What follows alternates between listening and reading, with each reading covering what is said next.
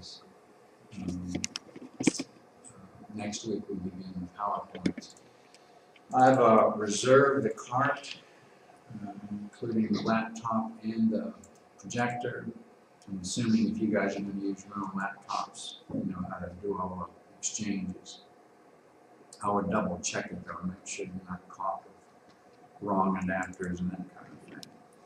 I've checked out the cart from 11:30 to 1:30, so that if you have time and you want to tinker with things early, you've got time. And also, the library has agreed that whoever is using the carts that day can get the carts without me being there. So whoever's presenting on that day, you guys are in charge of getting the cart, taking it to the room, setting it up, making sure you're ready to go at 12:20. And hopefully there won't be any hiccups with that in terms of the checkouts or with the technology. That'll work. Say again?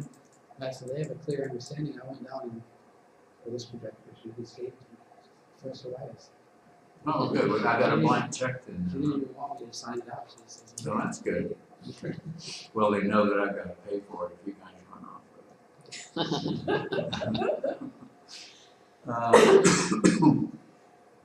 it.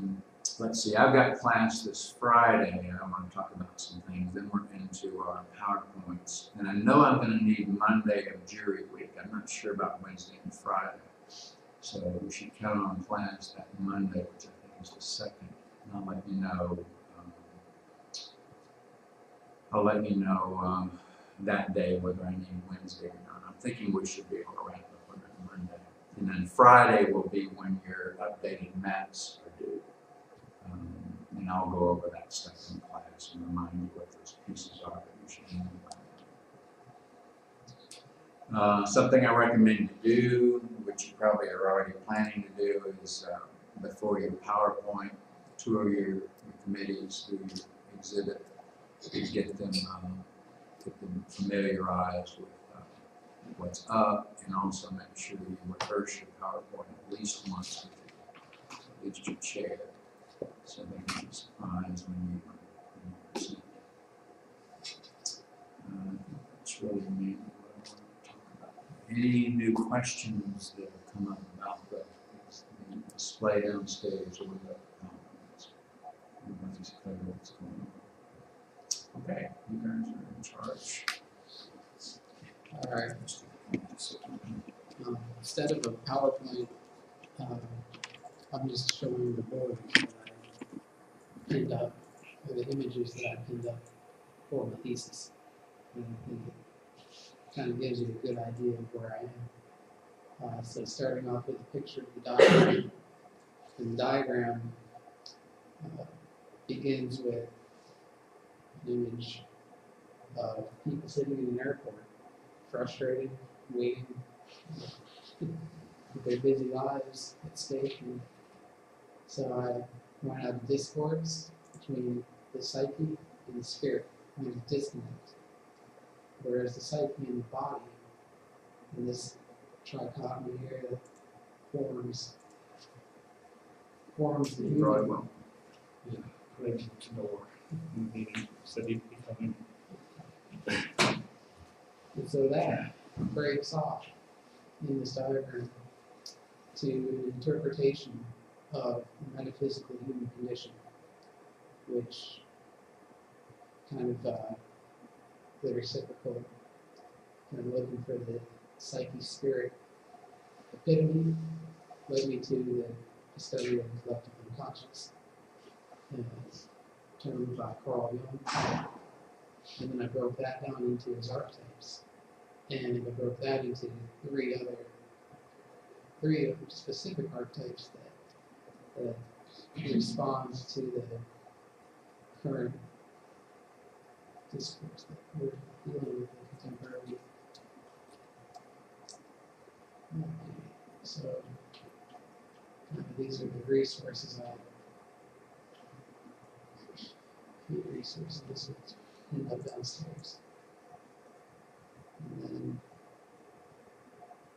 I've already been asked 3 or 4 times today what Newman means, or what numinous is, And so from Latin, it's divine power. Rudolf Otto termed it to describe qualities of spiritual experiences. So from there, go in and break it down and realize that to have that kind of a space for a collective contemporary human life, you need to find the similarities, the commonalities, the universal truths that exist in everybody. So it's a hunt for origin, and breaking down, Joseph Campbell broke down religions into the commonalities between all of them. And it tied in really well with Carl Jung's idea of the psyche, the collective unconscious, and the archetypes. And so these are the three that Animus and the hero and the child that I used, that I'm using as metaphors in the design of the space to extract from those archetypes.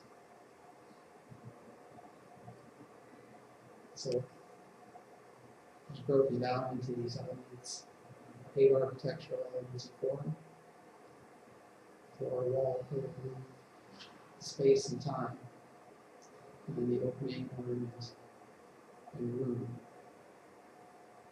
And then breaking it down into cardinal elements, earth, wind, water, fire, and time, space. So I kind of differs. There's the same elements that's dealing with that time, space, continuum. And so I looked at the precedents, and I was interested in Carl Jung. He built his own house over the course of his life. Kept adding on and started out with this tower, and it was a space for him to contemplate. It was his space. And himself being somebody who analyzed, a psychoanalyst that dealt with so many different patients, he had insight on what he thought architecture was. And then the Paul Klee Museum in Switzerland by Renzo Piano, and how that ties into theater. And so a lot of this is just how architecture is tying back to the origins, how it's tying to universal principles of the human condition. And then this is a tea house. And then we have a resort in Japan, a resort hotel. Linked to Dao Ambo's work, and I had 3 of his precedents here, and then one by Stephen Hall in China, with slice of philosophy block. And then another one from Renzo Piano, the Jibao Cultural Center in New Caledonia, the Salk Institute in California, and then the MIT Chapel by Ceremony. And all of these are just to illustrate the quality of the space that people today are able to find as newness. You're able to find that spiritual experience in these spaces today as we exist. And so the test of the thesis is the airport. And it couldn't settle for a small airport because it needed to deal with the contemporary human where they are. And they're in these large airports that are non-places that are the opposite of what they're the epitome of the discourse. They're the epitome of the mind-body relationship, completely opposite of the mind-spirit relationship. So that's where it is. The Dulles Airport, also by Ceremony. I think it was it's not used in the precedent study, but it was a precedent I looked at because the precedent study needed to deal with airports that today, with today's standards and flight regulations, are trying to incorporate newness. So, Changi Airport in Singapore, Incheon in South Korea, Schiphol in Amsterdam, and then Vancouver.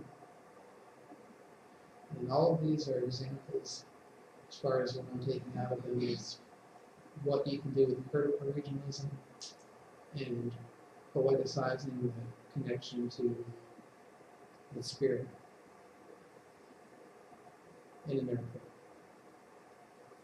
So I think it's a good start on where I can go on my design.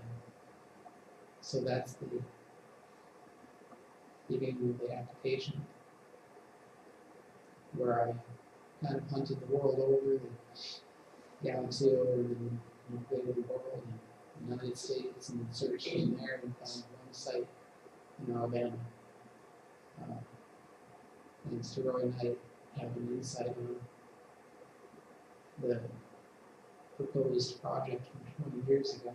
So you can dig up some newspaper clippings and locate an exact site here that I pulled a topographical map from. And then I kind of immersed all the technicalities of an airport.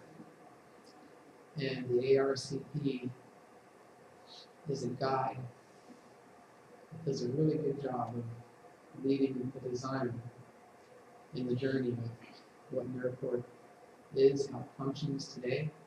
This was published in 2010, sponsored by the FAA. And so the FAA has advisory circulars that regulate what they require an airport to have for funding.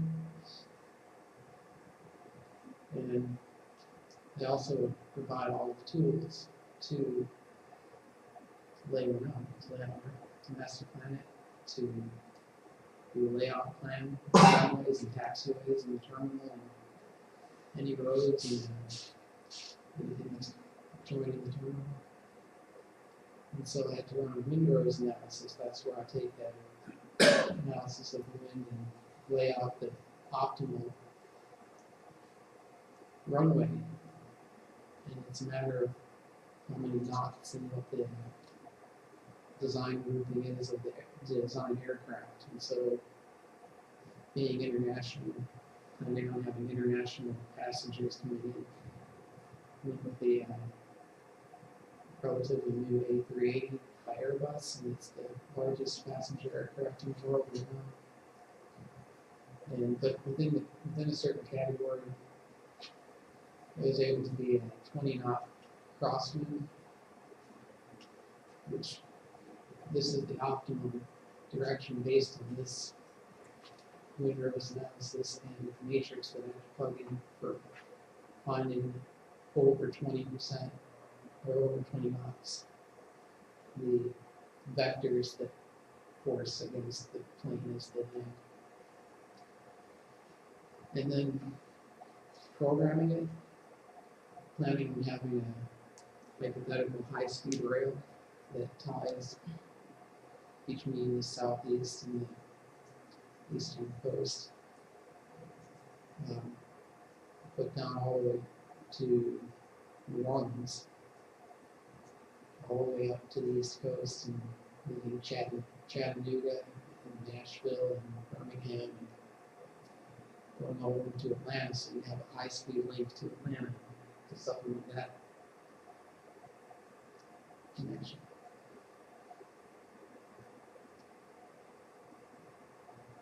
And then also, because of the thesis, needing to understand the environment, and so environmental impact analysis on what, and this will change when I actually design it, but initially just based on 2 runways and the terminal and how much space that's going to take up, 3,000 acres of pavement, not all of it's paved, but it's cleared, you're clearing out forest for the airspace.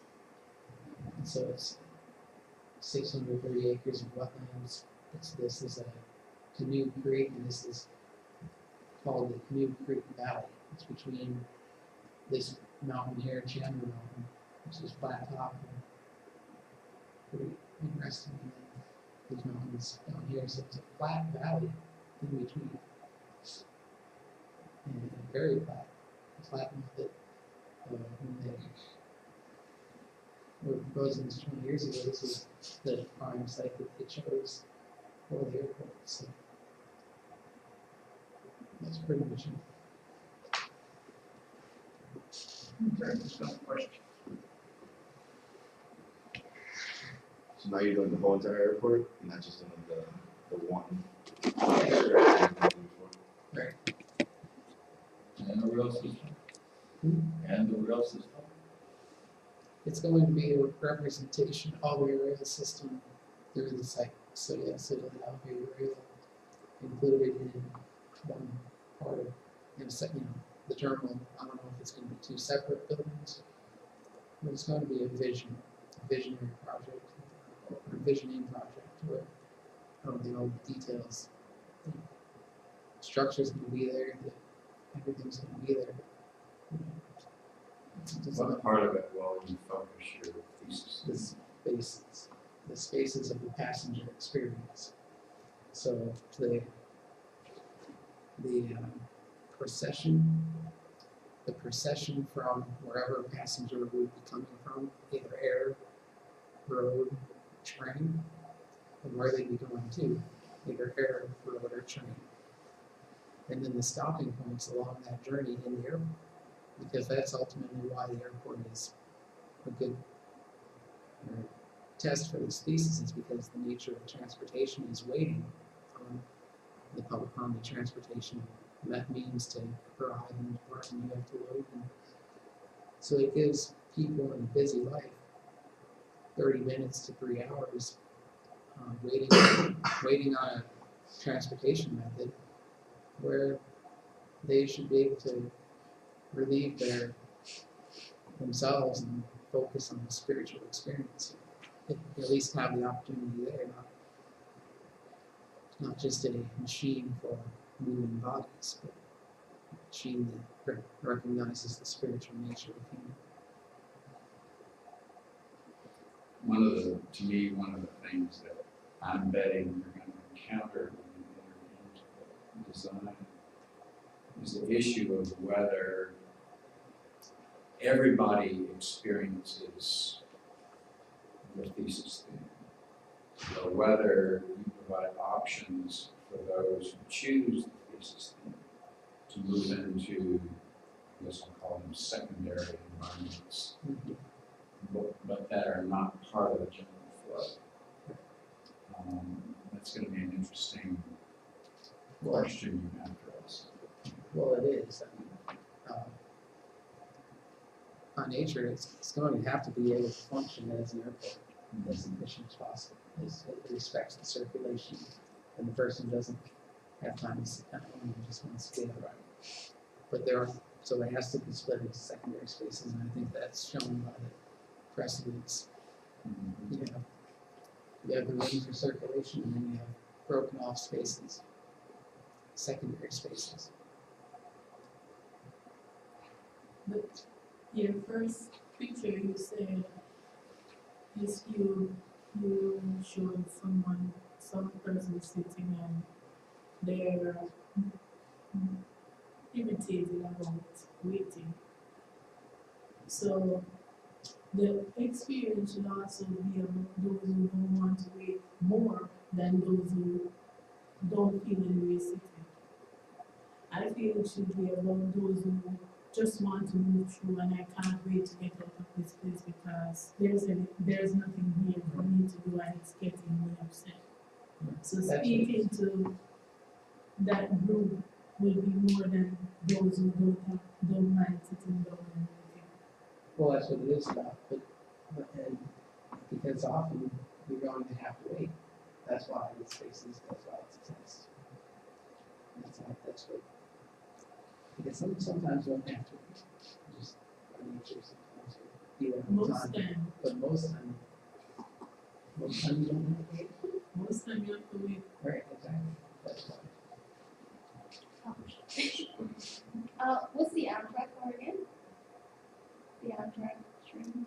That was just the name of No, I mean, you mean the high-speed rail to link Yeah. cities together?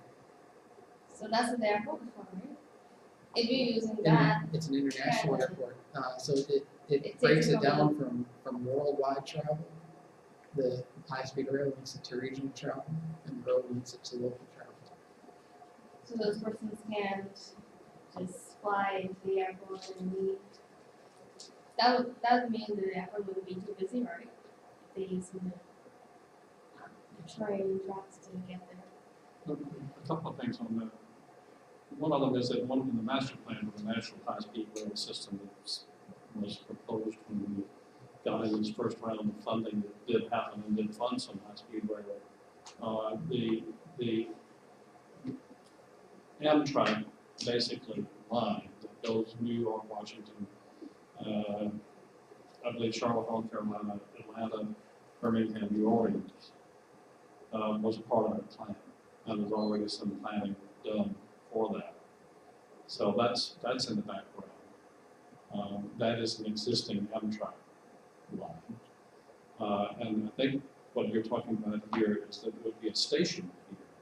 And one of the things that occurs to me that may be an advantage of that, if there was a desire in terms of moving from Atlanta airport to this airport to connect to some other international flight, you wouldn't have to get in another small airplane and club at the airport with that airplane, because you could probably get there as fast or faster on high-speed rail. So I think that's, again, a part of the rationalization of the intermodal exchange that can take place here. So it makes sense to me to include a high-speed rail station, basically, at this. Would that mean that his airport would be as busy? It would be a part of it. If you're talking about a building, Yes. Yeah. I mean, his building it would would be as be a busy. part of it, actually.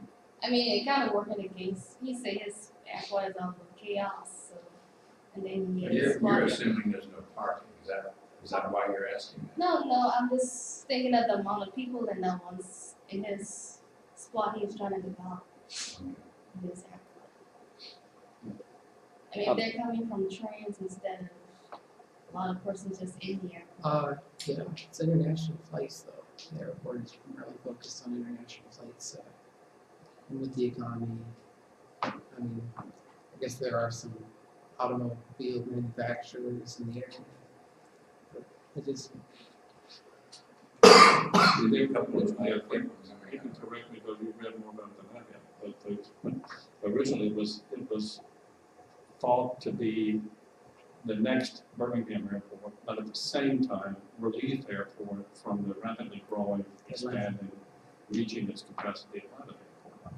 So that was, What are the surrounding cities around that, where you started? Are there like surrounding towns or cities? well, this is between Gadsden and Birmingham. Gadsden, Alabama, and north of Gadsden is Chattanooga. East is Atlanta, almost directly east of the south is Atlanta. North of Birmingham is Nashville. South of there is Montgomery. Further down is Mobile, and then further west is New Orleans. So what are the like the distance pretty much? Like I guess you could say, or you don't know about the distance to that side. Because I understand if you do like the Amtrak, there's like you can just take the train without taking a park, without taking a car. I don't That's have that. numbers right now. That would be like a nice, I guess, relief of leaving your car there. You can just go to the Amtrak, pick it up, take the plane. Yeah, I don't have the numbers right now, but it wouldn't be that long of a trip between here and Atlanta. Well, that's how the Paris airport is, where we got off. Yeah. Track right there. Right. There was no car. We were far. Are you gonna take cultures into play by any chance? Since it's gonna be an international airport, like, this is gonna be, this It flight's is. gonna be going here. Well, that has to do with the critical regionalism and the spirit of the place, and so it's going to take into account probably back to Native Americans and then exploration and industrialization of this. We need to make sure you have time, so let's shift to the next one.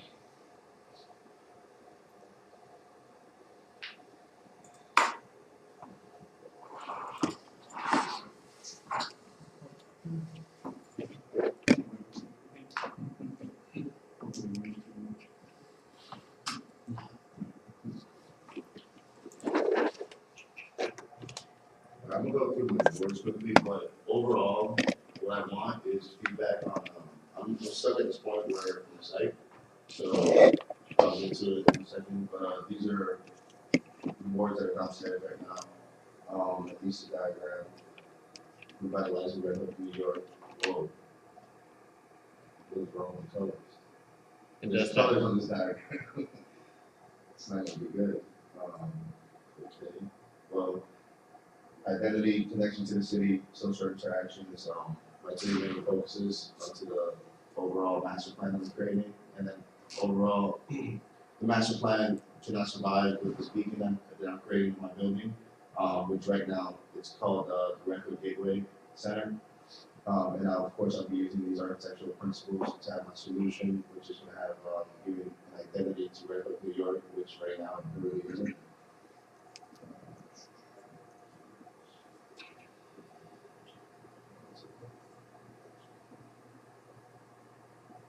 This, I'm going to spend too much time on this site analysis of the site, community characteristics, went over this last time. Same thing here, this is what's already there. Don't know what colors aren't coming up. It's weird. Yeah, just hopefully the colors come over this one. Yeah. Alright, this is a breakdown of the master plan. This is the build-up. It starts off with the waterfront. This is the existing content that's around it. You do have the main views, which I'll show in a second, which show the Statue of Liberty, Ellis Island, Governor's Island, Battery Park, the World Trade Center, which is the Freedom Tower. And these are like views that people actually go out to New York to pay for, that are right there on that site that you can just go and look at it. The reason why nobody goes is because it's all industrial. And it's a very scary place not to go. So what I plan to do for the waterfront, I plan to create this waterfront park, which this is a concept that they're doing. It's called the Domino Sugar Plant, and it's actually in New York, across the bay. Something very similar to this, just somewhere where people could go. The people that live in the area, they could go out for a run. They go sit down, eat lunch. There's going to be buildings around there as well, so if they work, they can just have a place there to go walk the dog. These are some other precedents. This is in Barcelona, the waterfront. They did this cool little thing where you can sit down, and they put these screens, I'm assuming for the wind, because I actually sat there and I was actually scared I was going to fall. So I was actually at the corner sitting down, so I was sitting on the bench. But I figured out the reason why they put those dividers, because for the wind that's coming in, so it kind of stops us in a way. And this is Battery Park, which is one of the views that you do see. The World Trade Center is right behind it. So I want to create something similar to this, a different. It's not going to be as that grand of scale. It's going to be more spread out. And I did list my principles that I am going to be using these 9 principles: sustainability and open space are the 2 principles that I'm focusing on when I create a waterfront park. And then the next thing is a cruise station, which is on the top right over here. This cruise station, as you can see, this is all there is right now. Very welcoming, as you can see. Really isn't nothing much, very gated, it's private. You literally get dropped off here, you gotta ask for a ticket, and then either somebody drives you in, if you're getting driven in, or you have to just walk. So I do plan on creating something more socially interactive where they can connect to the existing site that's surrounding it, instead of just being this segregated place. This is a concept model in the Hong Kong Tai cruise terminal that they're going to be building, actually as a park. What I like about this is that it's private and public. The park is public, 24/7, you can walk through it. And then when you do come from your cruise, these bridges just connect you to the terminal, and that's the private part, which it's fine, because once the terminals, you get off on the cruise is gone, all that becomes public again. So it's never just gated like how it is right now. This is another view of that building. And then continuing on is the ferries. There is a ferry station right now, it's this one down here. Right here, this building is IKEA.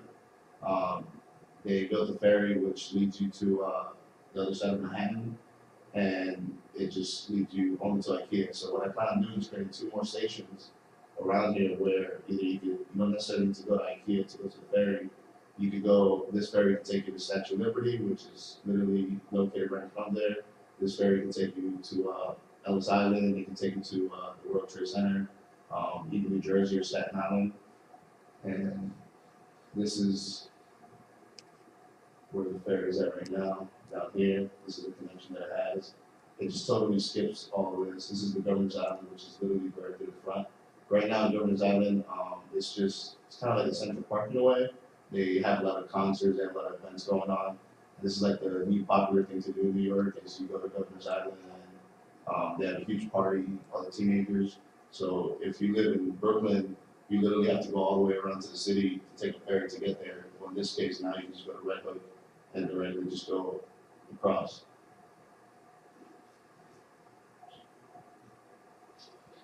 And then building on the parks that are already existing. This is a park that's existing, and this is a complex, a park that has baseball fields, basketball courts, even a swimming pool, indoor swimming pool in here, a YMCA actually. I want to connect all this, connecting this all to the site by creating this greenery on this main road, which this is all pretty much vacant lots right now. So I'm going to be taking that away and creating buildings, which I'll show you in the next slide.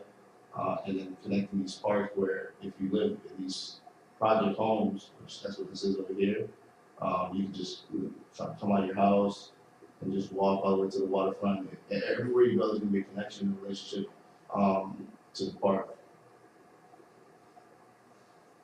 And this is how it looks like right now.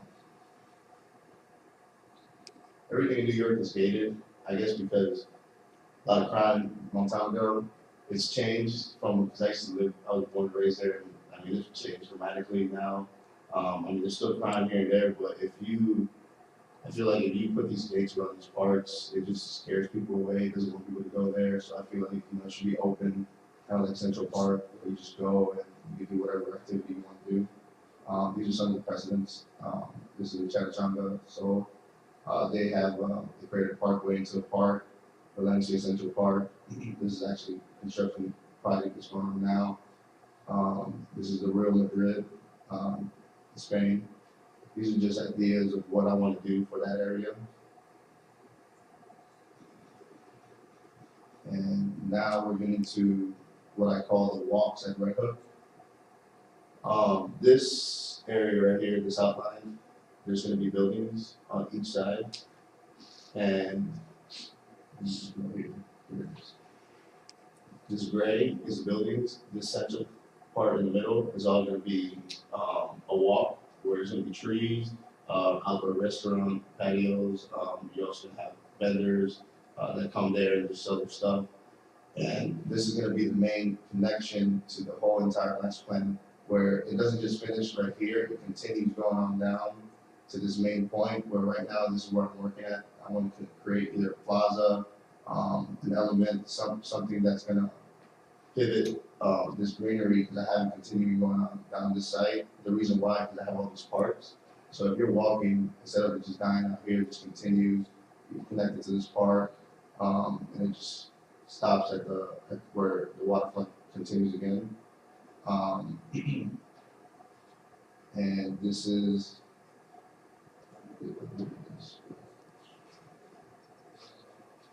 an idea of how it looked like. It was around the other side of Barcelona. This is actually exactly how it looks like an aerial view. That is the concept that I'm going for, and I want that to lead to my building, which is going to be located here, this area right here on the site. Now this building, I do want to break this waterfront that's going on right here. That's the reason why I left it as a circle instead of highlighting the area, because I do want to break that up. I want to make this kind of like the gateway to Red Hook because there's gonna be fairs going on, a lot of, the major views are viewed from this area. You can see the Statue of Liberty, I have it right here. These are views directly from that site. Like Statue of Liberty, that's exactly how you see it, that's how close it is. You see Manhattan, that's how you see it. You actually see the Freedom Tower that's being built. Ellis Island and Governor's Island is that close. So what I want to do is create, I started doing some sketches. Where is it? Is create, these are the buildings that are going to be going down the walks of Red Hook, which I call. And as you're walking down, I do not want to break that view up because I think it's very important where it just continues going on to the walk to the waterfront. Here I got a little crazy. I decided to break it up in a just crazy way instead of just not thinking about it in a conscious way, just to see how it looked like maybe to represent art. But these two buildings is what I'm focusing on. This is what I want to create, called the Gateway Plaza for right now. An entertainment place. I want is going to be restaurants, movie theater, bars, and some. What else? Yeah, it's actually pretty much all mixed use. This is an idea of what I was thinking for the elevation. I want to kind of step down the building towards the waterfront, and as you're walking towards the waterfront, the pier kind of steps down as you get closer to the water, and I just feel like it just gradually dissolves where you have this area where, right here, where you could just walk here, and this is all open. This could be an amphitheater. This could be greenery, landscape. I want this to be the center focus of this whole entire area. One more sketch. This one I left it more symmetrical. I wanted the building to go out to the water instead of just being on the site. So I'm creating more. This drops down these areas right here. This is actually outdoor patios where restaurants can locate their outdoor seating. You can eat. You're right on the waterfront. I think it'll be fine real estate for the people that will be moving into this location. And this is just an area where we can just walk around, interact. And the park is actually the waterfront park that I did in the beginning. It's all around here. It just continues to the side and just gradually dissolves around the whole entire Red Hook. So that's where I'm at right now. So if you guys have any ideas for this building that I'm creating, feel free. Sorry, it's your presentation. Yeah, progress. Why didn't you go knock on my door? It was closed the first time. Did you start a long time ago? No, I started a little bit ago. I wanted to sit. I still got 10 minutes. You're doing the Could connection, you right? take a 30-second pause? Yeah. Like that? I've got a comment. Go in. I can track everything you're doing and follow it. Something that I would recommend you do, and maybe you're already doing it, is in your decision making about the terminus, which is where you're focusing. I would get real clear what the immediate and maybe slightly larger contextual pressures are around the edges of your circle. Okay. And I think that'll help you decide what geometry is going to be. Okay. So it's not just designing a period at the end of a sentence, but that period has pressures around it. You talked about the linear park, for example, letting it influence the buildings that are in that path. Yeah, I would add to that too, because the question that came to my mind when I saw this, you had just mentioned the proximity of the Statue of Liberty, Governor's Island, Business Island, Manhattan View.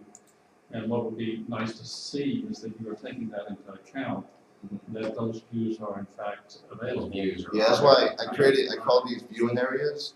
They step down, but like this will be the highest area where you could go on top. I want all these roofs, it's not just gonna be a roof, it's gonna be all outdoor where you can go up to the I top. think it's just, would be good to have it clear what your response is to where it's this point, basically, another way of stating Well, I think it. what he's getting at is, when we Yeah. looked at plan, those view angles might be honored. Right. That might be the particularization of your plan geometry. Yeah, this There is the might be views, this is the times views you right can here. put breaks in those walls, basically. Right, exactly. Let those This is views the- influence the sorry. radial Yeah. deployment. So you're saying through here is this, through here is this, through here is this. And it might not be absolutely symmetrical, but I wouldn't mind. I'd be surprised if it was too. Yeah. Yeah, I just wanted to try two different options, especially since I'm just sketching now at the point. I just wanted to just try different options to see how it would look like. I was showing some of the sketches that we talked about from last time. For the building type, where it just continues, and then this building actually goes onto the water, creating. I'm extending the waterfront. I'm going to break that up and create my own kind of like pier.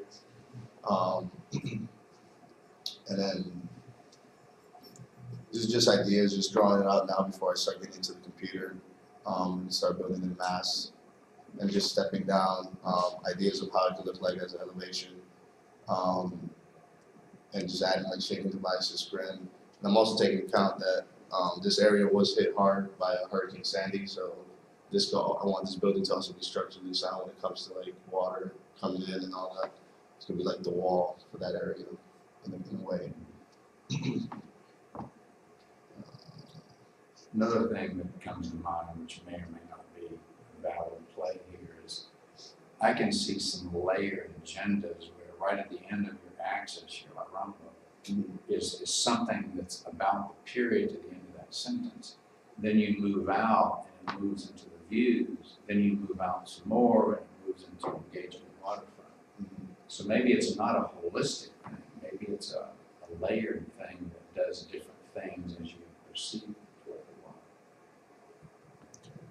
water. I have a question for you. Would you consider that instead of land, that enclosed space is water?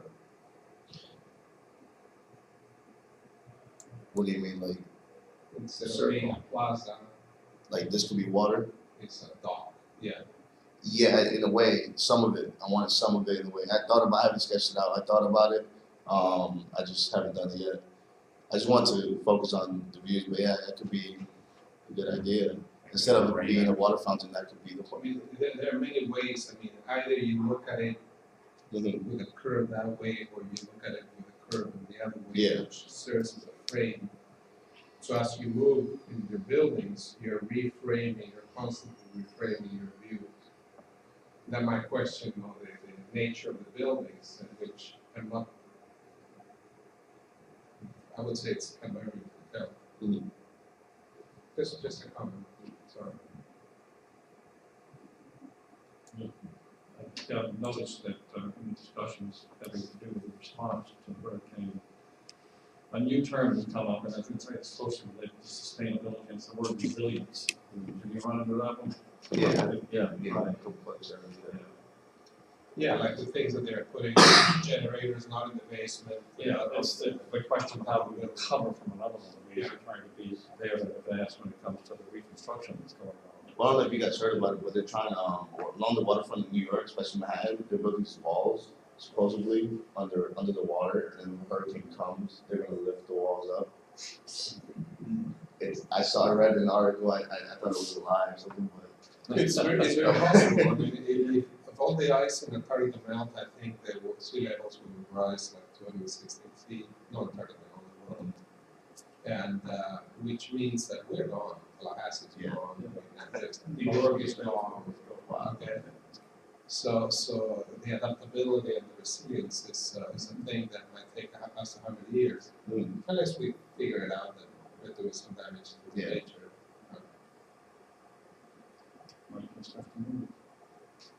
I like the way you're logicking your way, master plan wise, to the focus, which is where you're going to concentrate the thesis. It's clear where the emphasis is, and yet you've defended the bigger fabric that legitimizes the thing that you're concentrating on. That's a nice way to proceed. In a way, and yours is not unlike that, where you're going to have a lot of master planning stuff, and then you're going to bring the very thesis theme on something you wind up choosing where all your issues are mainly put in play. That's a discussion that we started having early on. Is that it's so easy to just, okay, I'm gonna build here, this is gonna be my site, I don't care about the consequences. Right. You know, and there are consequences, and, you know, one of the reasons to come to the Red Hook, area was, neighborhood is that it's impoverished, you know, it doesn't have any good thing going on except location. And so that was, I think it's why it becomes so important. You can't do architecture without really urban design. And a project of this nature is really a generator for a whole neighborhood, which I think it spends a lot of time, but I think it clarifies the ideas a little better.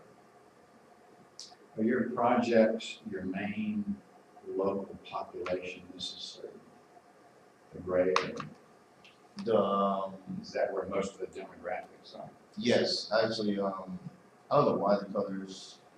Well, yes, I don't need the colors. The point I'm gonna make is the connectivity between the gray thing and the long green thing, I think is really, really important. This is actually right here. This is all the people that are living. Right. And that's mostly the area right there. I wouldn't let that connection be incidental where those triangles come together. Where the far left corner of the projects meet your green axis, you need a big receiving knuckle there. Right now it looks tenuous. Did you show where all the parks, the plain, there's a series of fields on, what's the name of that street? Coffee. Huh? Coffee. Coffee. Of coffee, there is a whole bunch of green areas with playing fields, which need to be clarified so people know, because it increases the connectivity that you're mentioning.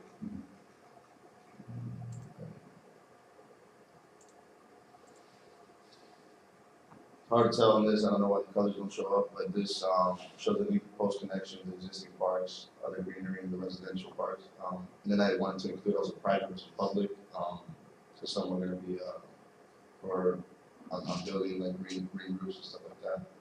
But yeah, this is all colored. I don't even know why it's not showing up. It's quite good, man.